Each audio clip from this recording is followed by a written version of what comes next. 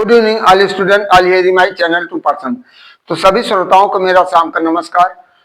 और जैसा कि सर्द का मौसम चल रहा है, इसके लिए आपको हमेशा सावधान रहना पड़ेगा, क्योंकि सर्दी जो लग जाती है, मीठी सर्दी, तो कभी आपके जीवन के लिए या आप सुखदायी नहीं होगा। तो इसी के साथ हम आपको वार्निंग देते हैं, जैसे कि आज की 29 दिसंबर है और वर्ष का लास्ट दिन होने वाला है, लास्ट मंथ चल रहा और कुछ ही घंटे बाकी हैं, क्योंकि 2026 आने वाला है।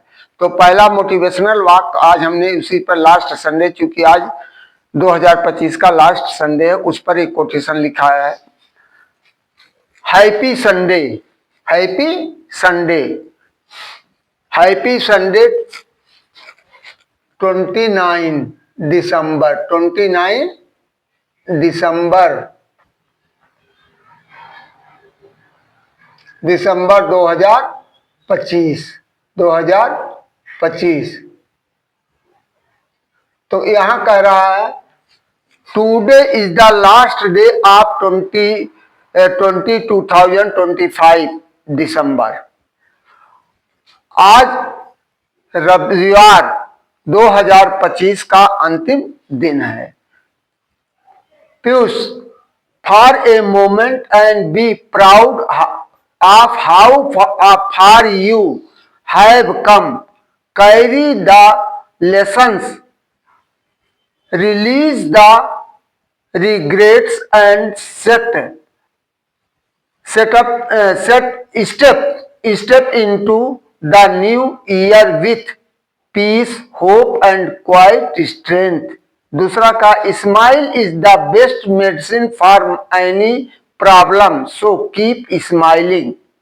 तीसरा, if you want to maintain true relationship with someone, always believe in what you know about them, not in what you heard about them।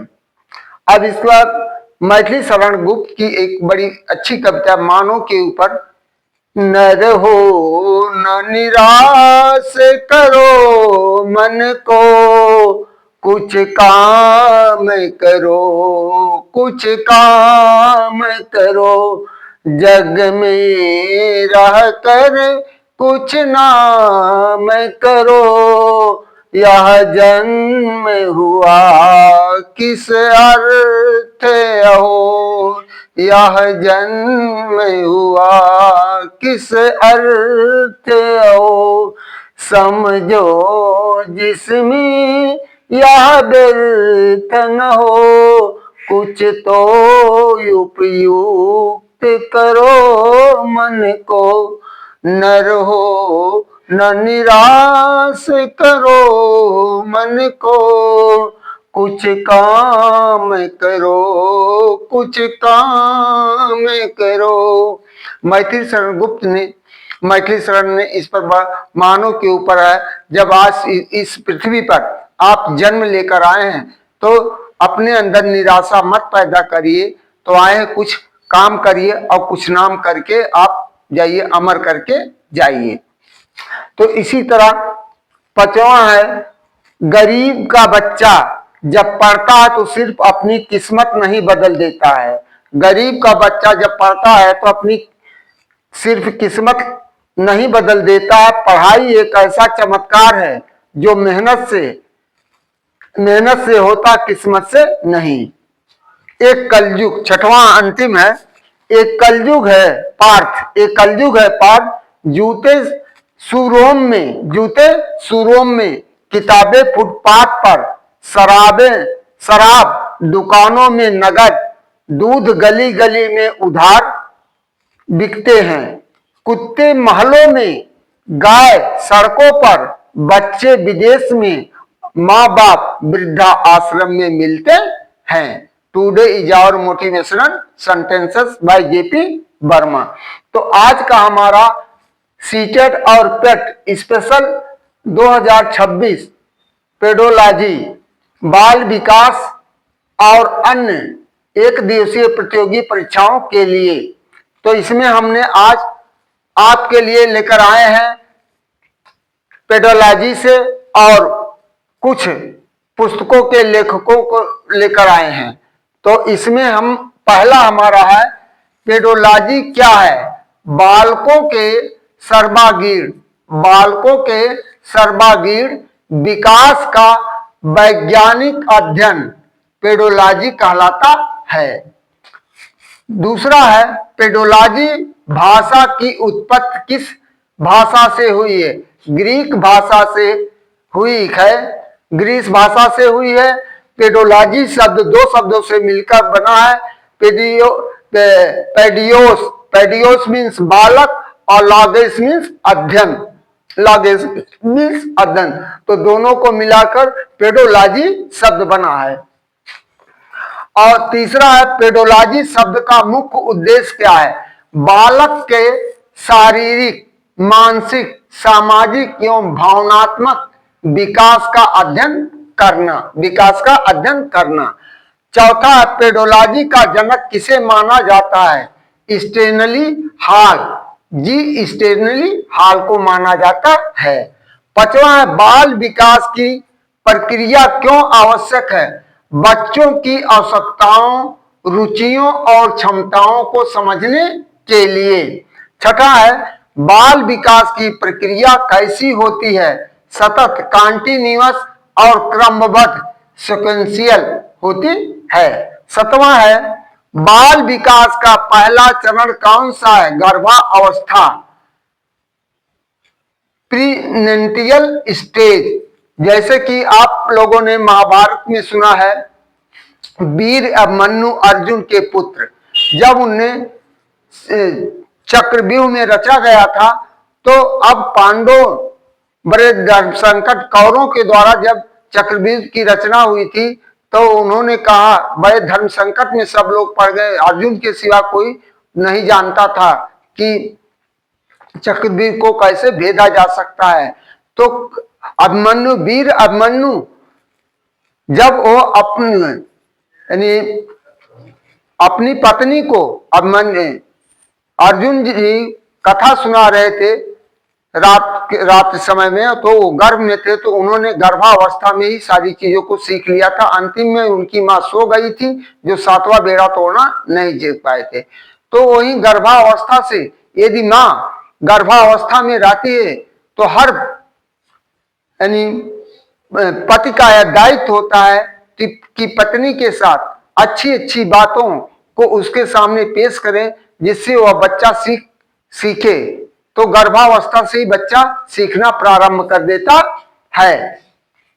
इसके बाद आठवां, बाल विकास पर सबसे अधिक प्रभाव किसका पड़ता है। वंशानुक्रम और वातावरण दोनों पर पड़ता है।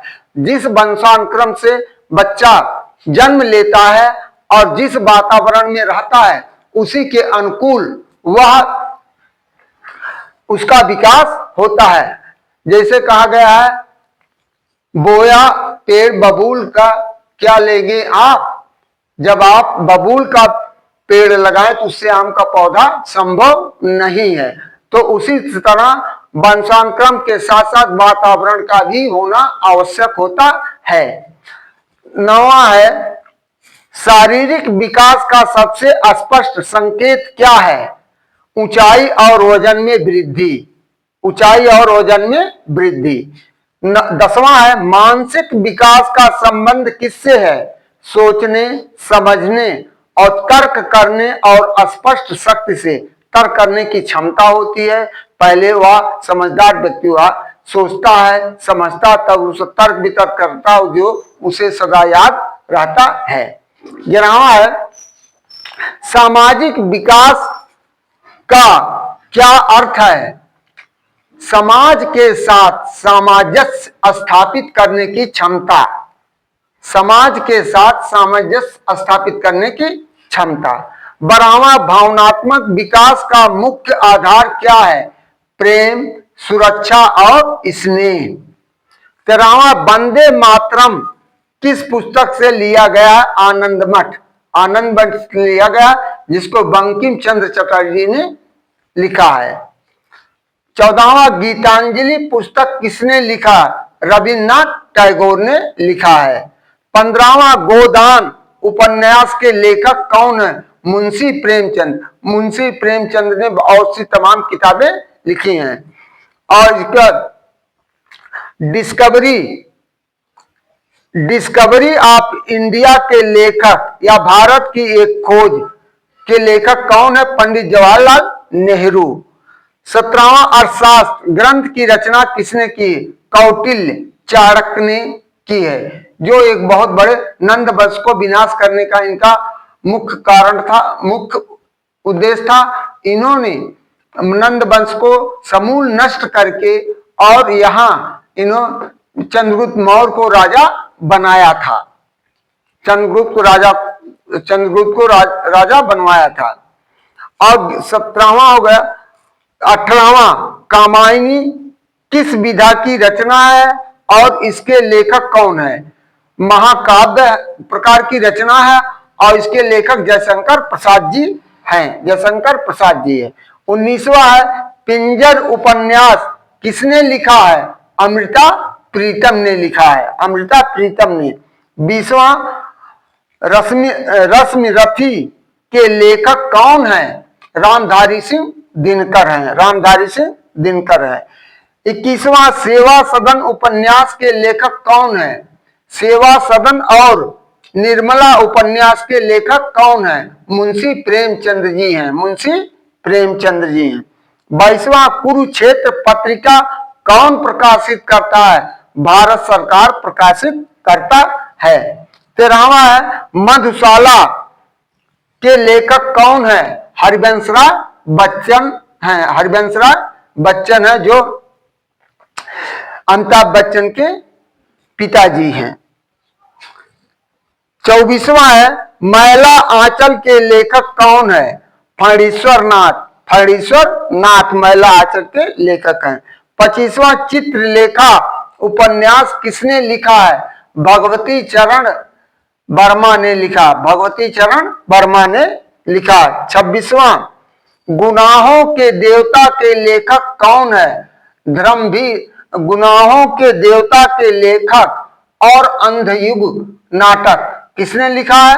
धर्मवीर भारती ने लिखा है। 27वां है झांसी की रानी की पुस्तक किसने लिखी है? सुभद्रा कुमारी चौहान। सुभद्रा कुमारी चौहान हमेशा वीर रस की कविताओं को लिखते हैं। वीर रस की, जो लोगों के अंदर उत्तेजना पैदा करती है। जैसे कायन लिखी है, थाल सजाकर किसे पूजने चले, प्रातः ही मत वाले, राम नाम का पीतंबर तन पर डाले। और यहाँ 28वां है राग दरबारी के लेखक कौन है? श्री लाल शुक्ला। श्री लाल शुक्ल है।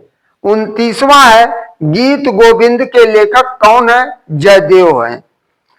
अंतिम है 30वां लाइफ ऑफ पाइप के लेखक कौन है? यान मार्टेल हैं। तो इस तरह हमारा एक दिवसीय प्रतियोगी परीक्षाओं पेट और सीटेट के लिए या बहुत ही महत्वपूर्ण उपयोगी हम आपको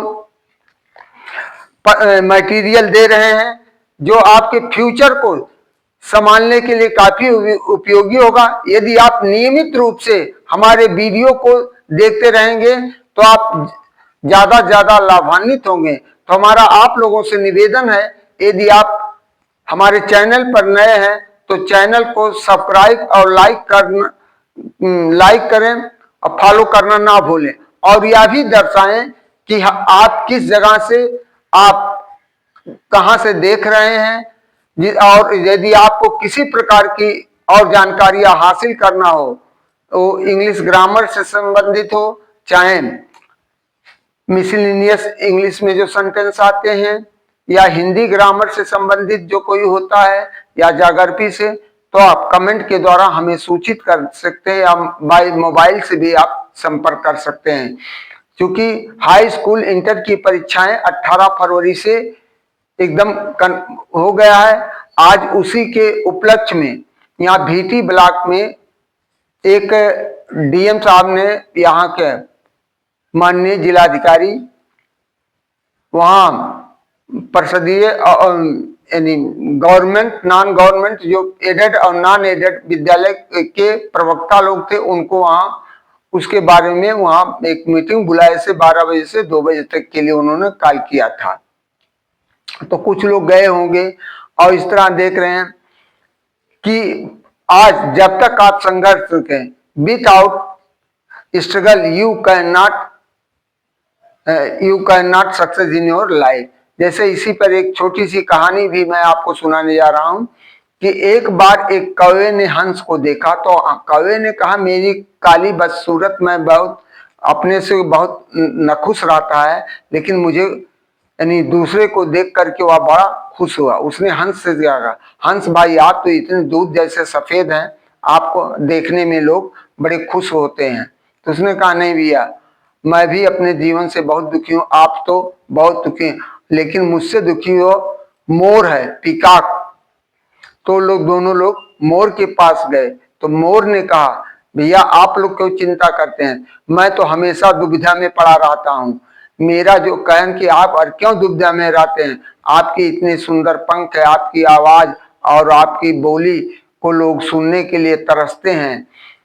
तो उसने कहा, मोर ने कहा नहीं, यही तो सुंदर पंखा और मेरा जो मेरे जीवन के लिए हमेशा खतरा का निशान बना रहता है। इसलिए कौवा भाई आप इतने भाग्यवान हैं कि आप काले हैं, खूबसूरत, आप निश्चिंत होकर के कहीं रह सकते हैं, आपको कोई पूछने वाला नहीं है, कहीं पर आप चैन से सो सकते हैं, बैठ सकते हैं, उठ सकते हैं।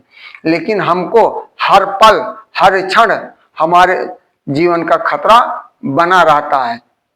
तो इसका सारांश यही है, जहां पर जो व्यक्ति है वह वहीं पर उतना ही दुखी है। कोई किसी कारण दुखी है, कोई किसी कारण दुखी है। तो इस तरह हर व्यक्ति कहीं न कहीं से उसके अंदर कुंठा है, परेशानियां है, जो जितने में जिसके अंदर संतोष है, कहा गया संतोषम परम सुखम, जो जहां पर संतुष्टि है वहीं आत्म शांति है। तो यदि आपको आत्म शांति नहीं है तो आपको जीवन में कहीं सुकून नहीं मिलेगा, आप हमेशा परेशान ही रहेंगे।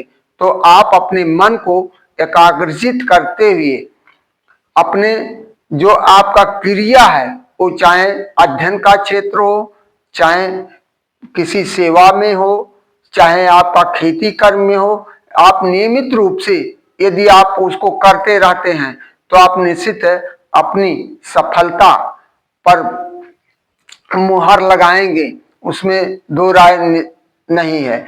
तो इन्हीं शब्दों के साथ सभी श्रोताओं को मैं आज वर्ष के अंतिम संडे के दिन आप सभी लोगों के उज्जवल भविष्य की कामना करते हुए मैं अपने वाणी को विराम देता हूं। थैंक यू, धन्यवाद, गुड नाइट।